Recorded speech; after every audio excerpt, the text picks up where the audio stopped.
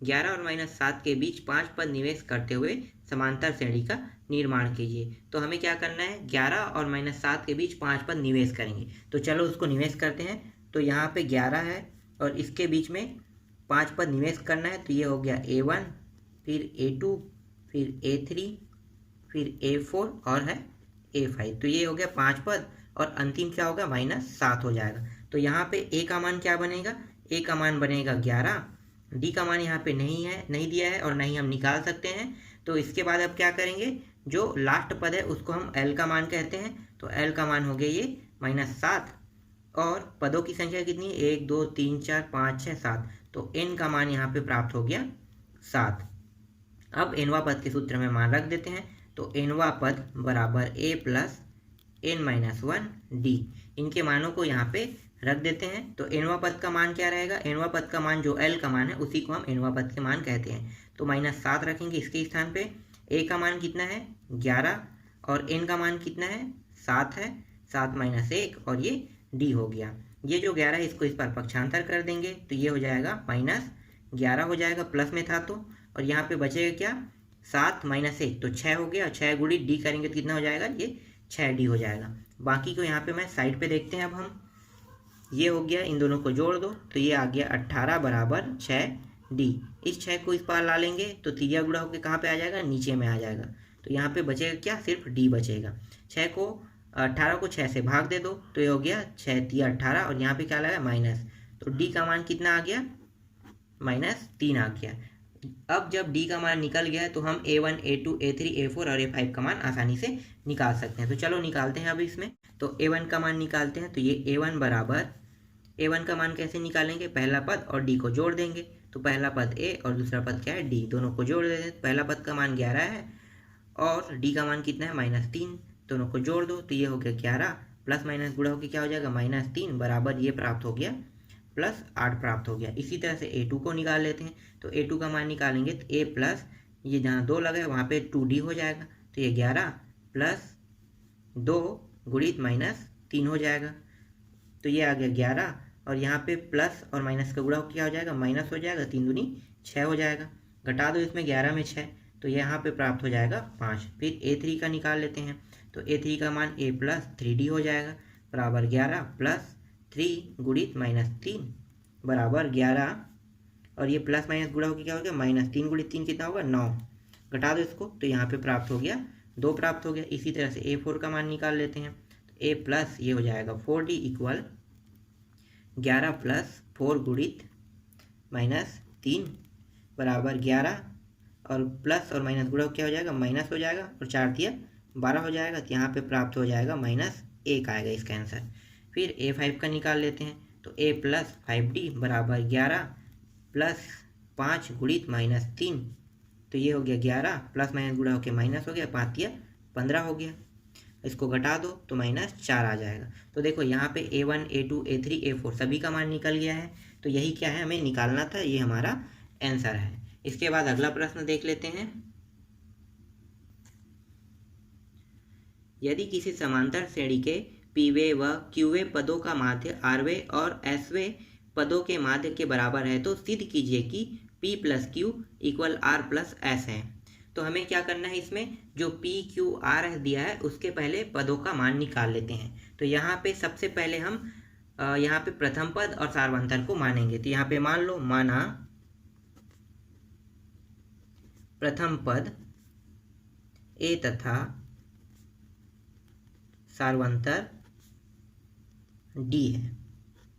यहाँ पे पीवा पद का मान निकालें तो पीवा पद बराबर A plus N minus P रहेगा। पीवा पद के लिए P रहेगा, P - 1 और ये D हो जाएगा। फिर क्यूवा पद के लिए निकाल लेते हैं। तो यहाँ पे होगा A प्लस Q - 1 और ये भी D हो जाएगा।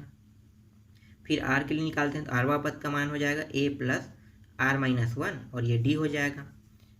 फिर लास्ट जो बचा है वो S है। तो एसवा पद के लिए निकालते हैं तो A प्लस S - 1 और D हो जाएगा। अब समांतर माध्य जब इसको बनाएंगे तो क्या करेंगे, दो पदों को जोड़ देते हैं तो समांतर माध्य बन जाता है। तो यहाँ पे P + Q को जोड़ देते हैं। तो P + Q पद अपान 2 और इसके बराबर कौन सा है, R + S है बोला है।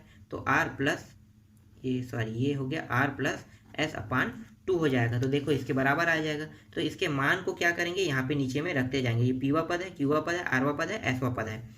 तो पीवा पद का मान क्या है, ये है, तो यहाँ पे रख दो। तो ए प्लस पी माइनस 1 डी, फिर प्लस क्यू का मान रख देते हैं, तो ए प्लस क्यू माइनस 1 और ये डी हो गया।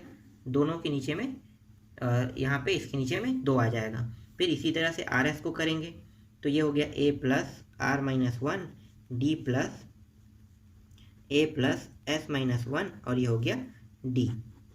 इसके नीचे में भी 2 लगा देंगे। अब यहाँ पे देखो ए और ए दोनों में है, मतलब 2 ए और ए यहाँ पे दिया है, तो मतलब ये हो गया 2a हो गया। इसके बाद यहाँ पे बचा क्या, यहाँ पे बचा देखो डी है, यहाँ पे डी यहाँ भी है। तो इन दोनों में से अगर मैं डी को उभयनिष्ठ निकाल लेता हूँ, तो यहाँ पे बचेगा कोष्टक के अंदर p माइनस 1 और यहाँ पे प्लस लगा है, तो ये प्लस आ जाएगा, फिर q माइनस 1 हो जाएगा। ठीक, यहाँ तक बन गया। इसी तरह से इसको भी कर लेते हैं। ए और ए कितना हो गया, 2a हो गया, फिर प्लस, फिर यहाँ भी क्या है, डी है, यहाँ भी डी है, डी को बाहर निकाल लो उभयनिष्ठ के रूप में, तो यहाँ पे बचेगा r माइनस 1 बचेगा इस डी में, और यहाँ पे प्लस लगा है तो प्लस लगा दो, फिर s माइनस 1 लिख लो। तो यहाँ तक ये बन गया। अब यहाँ पे क्या करेंगे, 2 यहाँ पे है, यहाँ भी 2 है, तो देखो 2 दोनों में नीचे में है, तो हर में होने के कारण क्या है, 2 जो है सेम है, तो कट गए यहाँ से। ये कटा कैसे, अगर आपको ये समझ में ही आया तो एक हिसाब से इसको समझ लेते हैं। अगर मैं तिरिया गुणा करके इस 2 को इस साइड में लाता हूँ, तो देखो 2 यहाँ पे आएगा, तो यहाँ से ऊपर नीचे से कट जाएगा, इसीलिए मैं यहीं से नीचे से ही कटा दिया इसको। ठीक, तो ये समझ में आ गया। अब आगे इसको और हल कर लेते हैं। तो देखो यहाँ पे 2a, यहाँ भी 2a, ये भी कट गया। अगर मैं इस 2a को पक्षांतर करके इस साइड पे लाऊंगा, तो ये क्या है, प्लस में, तो माइनस में हो जाएगा, तो माइनस 2a कट जाएगा यहाँ भी। तो सेम उसी प्रक्रिया से ये भी कट गया। और क्या कट सकता है, चलो अब अभी नीचे हल करते हैं, उसके बाद और जो कटेगा उसको कटा देते हैं। यहाँ पे बचा डी, पी प्लस क्यू लिख लो और इन दोनों को जोड़ दो, तो ये हो जाएगा माइनस 2 हो जाएगा। फिर इसी तरह से ये भी हो जाएगा D R plus S minus 2। ठीक, यहाँ तक हो गया। अब यहाँ पे देखो डी यहाँ भी डी है, दोनों कट गया। इसके बाद क्या है, यहाँ पे पी प्लस क्यू माइनस 2 बचा, और यहाँ पे आर प्लस एस माइनस 2 बचा। अब देखो ये भी माइनस 2 है, ये भी माइनस 2 है, माइनस माइनस में अगर इसको मैं उस पर पक्षांतर कर दूंगा तो ये कट जाएगा, मतलब पक्षांतर करूंगा तो क्या हो जाएगा, माइनस से प्लस होकर कट जाएगा, तो इसलिए यहीं से मैंने इसको काट दिया। तो बचा क्या, p प्लस क्यू बराबर आर प्लस एस। यही हमें क्या करना था, सिद्ध करना था। तो ये हो गया, सिद्ध हुआ। ठीक, ये समझ में आ गया आपको। आगे बढ़ते हैं लास्ट प्रश्न की ओर। तो हमारा जो लास्ट प्रश्न है वो है 7 और 49 के बीच n पद है, यदि पांचवें और n-1वें पदों का अनुपात 5:4 हो तो n का मान ज्ञात करो। हमें यहाँ पे n का मान ज्ञात करना है। तो यहाँ पे क्या करेंगे, 7 और 49 के बीच n पदों तक हमें वहाँ पे श्रेणी में लेना है। तो कैसे लेंगे, तो यहाँ पे देखो 7 है और इसके बीच हम क्या करेंगे, n पद तक लेंगे। तो n पद तक लेंगे मतलब क्या है कि हमें पता नहीं है कि कितने पद लेंगे, मतलब अनंत पद भी हो सकता है n का मान। इसीलिए हम क्या करेंगे, a1 फिर a2 फिर a3 इस तरह से लिखेंगे, फिर अंतिम में क्या करेंगे, an लिख देंगे। और फिर लास्ट जो पद है वो कितना है, 49। तो 49 के बीच में ये जो पूरा मान है हमने यहाँ पे ले लिया, जो प्रश्न में कहा है वैसा ही हमने यहाँ पे किया। ठीक, यहाँ तक समझ में आ गया। यहाँ से पहला पद क्या निकल सकता है, पहला पद जो है वो 7 निकल गया। फिर यहाँ पे अंतिम पद क्या है, l का मान यहाँ पे आ गया 49, और यहाँ पे n का मान क्या निकलेगा, तो यहाँ पे आपको ध्यान से देखना है n का मान क्या निकल सकता है। तो ये nवां पद तक है, मतलब n और 1 और 2 कितना हो गया, 2, तो n प्लस 2 हो गया। ये समझ में आया, 2 कैसे आया, ये n तक है, ठीक है, a1 से लेके n तक है, तो ये हो गया n जो है यहाँ पे आ गया, nवां पद में n आ गया। ये 2 कहाँ से आया, तो आप जो ये दोनों संख्या में जो मान है उसको गिन लो, 49 और 7 को गिनोगे तो 1 और 2 गिनो। ठीक, कैसे गिनना है, 1 और 2, तो प्लस 2 कर दिया, तो n का मान यहाँ पे आ गया, n प्लस 2 आ गया। अब nवां पद का सूत्र लगा दो, तो nवां पद बराबर a plus n minus 1 D. अब इनके मानों को रख देते हैं। तो nवां पद का मतलब क्या होता है, l का मान होता है, तो यहाँ पे 49 आ जाएगा। a का मान कितना है, 7 है, प्लस n का मान कितना रखेंगे, n प्लस 2 रखेंगे, तो ये हो गया n प्लस 2। यहाँ पे क्या है, माइनस 1 है, और यहाँ पे d हो गया। फिर ये हो गया 49, इसको इस पार ला लेंगे, तो ये हो जाएगा 7 जो है वो माइनस में हो जाएगा, यहाँ पे बचेगा n, यहाँ पे घट जाएगा तो प्लस 1 हो जाएगा, और ये हो गया d। ये आ गया 42 और n+1 को इस साइड पे लाएंगे, तिर्या गुणा के रूप में नीचे में आ जाएगा। तो ये हो गया n+1 और यहाँ पे बच गया d। तो d का मान कितना आ गया? d का मान आ गया 42/n+1 इक्वल d हो गया। अब प्रश्न में क्या कहा गया है, फिर प्रश्न के हिसाब से चलते हैं। तो यहाँ पे मैं लिख रहा हूँ प्रश्नानुसार।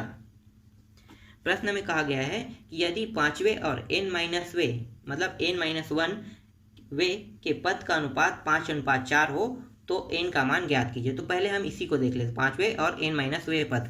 तो क्या होगा, पांचवा पद मतलब a5 और an-1 हो जाएगा। इसका अनुपात कितना है? 5:4 है। तो देखो हमने वे बना लिया, जो प्रश्न में कहा है वही चीज हमने किया। अब हम क्या करेंगे, a5 का मान कैसे निकालते हैं? तो आपको पता होगा जब a1 करते हैं a+d करते हैं। अगर मैं इसके स्थान पे a5 कर दूं तो क्या होगा, a+5d हो जाएगा। अगर मैं इसको an-1 कर दूं तो क्या होगा, a+n-1 और ये d हो जाएगा। तो देखो यहाँ पे a5 के स्थान पे हम ये रखेंगे और an-1 के स्थान पे ये वाले मान को रखेंगे। तो रख दो यहाँ पे। तो ये हो गया a+5d और a+n-1 और ये हो गया d और यहाँ पे हो गया 5:4 हो गया। हमने उनके मानों को यहाँ पे पुटअप कर लिया। अब क्या करेंगे, अब तिर्या गुणा कर देते हैं।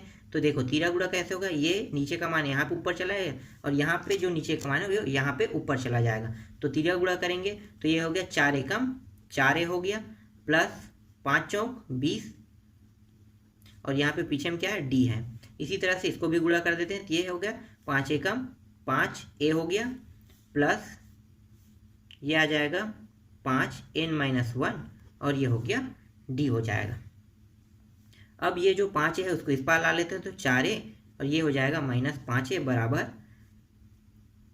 ये हो गया 5n-1 d और इस ये जो 20d है इसको इस पार ला लेंगे तो माइनस में हो जाएगा, ये 20d हो जाएगा। तो ये हो जाएगा, यहाँ पे घटा देते हैं। तो ये हो गया -a इक्वल इस 5 का अंदर गुणा कर देते हैं और d को भी गुणा कर देंगे। तो ये हो जाएगा 5n और d का भी अंदर गुणा करेंगे तो d हो जाएगा। फिर इस 5 का फिर यहाँ पे गुणा करेंगे तो 5 एकम 5 और d का भी गुणा कर देंगे। ये हो गया 5d -20d हो गया। तो ये हो गया -a और यहाँ पे d को उभयनिष्ठ निकाल लेते हैं। तो d को हमने सभी से उभयनिष्ठ निकाल लिया। तो यहाँ पे बचा है 5n और ये हो गया 5 -20 हो गया। फिर -a बराबर d 5n, इसको जोड़ दो तो ये हो गया 25। तो यहाँ पे आ गया, इस तरह से ये मान निकल गया। अब क्या करेंगे, यहाँ पे a और d के मान को यहाँ पे रख देते हैं। तो a का मान कितना है, a का मान है 7। तो यहाँ पे माइनस लगा है और a का मान है 7। तो ये आ गया -7 आ गया। d का मान कितना निकाले, d का मान हमने निकाला था 42/n+1 निकाला था।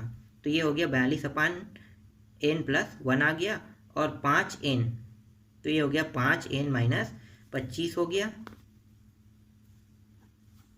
अब यहाँ पे क्या करेंगे, यहाँ पे जो n+1 है इसको तिर्या गुणा कर देंगे। कहाँ पे, इस साइड पे आ जाएगा। तो -7 के साथ आ जाएगा और ये हो गया n+1 हो गया और यहाँ पे बचा है 42 5n-25 गुणा कर दो -7 का। तो -7n-7 बराबर 42 गुणित 5 करेंगे तो ये हो जाएगा 210 n 42 गुणित 25 करेंगे तो 1050 हो जाएगा ये। तो यहाँ तक मान निकल गया। अब हम क्या करेंगे, n वाले मान को एक तरफ और जो संख्या वाला मान है उसको हम दूसरी तरफ लिख लेते हैं। तो चलो उसको लिखते हैं। तो यहाँ पे n वाला मान है तो यहाँ पे हम ला लेते हैं 210 के साइड में -7 को। तो ये हो जाएगा माइनस से +7n हो जाएगा और यहाँ पे -7 है, इसको इस साइड ला लेंगे प्लस 1050 हो जाएगा। जब इसको घटाएंगे तो यहाँ पे प्राप्त होगा 1043 और इसको यहाँ पे क्या होगा, ये जुड़ेगा तो जोड़ देते हैं। तो ये हो जाएगा 217n हो जाएगा। थोड़ा सा बचा, इसको हम साइड पे हल कर लेते हैं। तो ये हो गया 1043 बराबर यहाँ पे n, यहाँ पे 217 को इस साइड पे लाएंगे तो तिर्या गुणा के रूप में कहाँ पे आ जाएगा, नीचे में आ जाएगा। तो यहाँ पे नीचे में आ गया। अभी इन दोनों को भाग दे दो तो भाग देंगे तो ये 4.80 बार जाएगा और n का मान हमें प्राप्त हो गया 4.80 प्राप्त हो गया। यही क्या है, हमें निकालना था और यही इसका आंसर है। इस तरह से ये पूरा प्रश्नावली भी कंप्लीट हो गया। इसके बाद हम लोग अगले प्रश्नावली को हल करेंगे।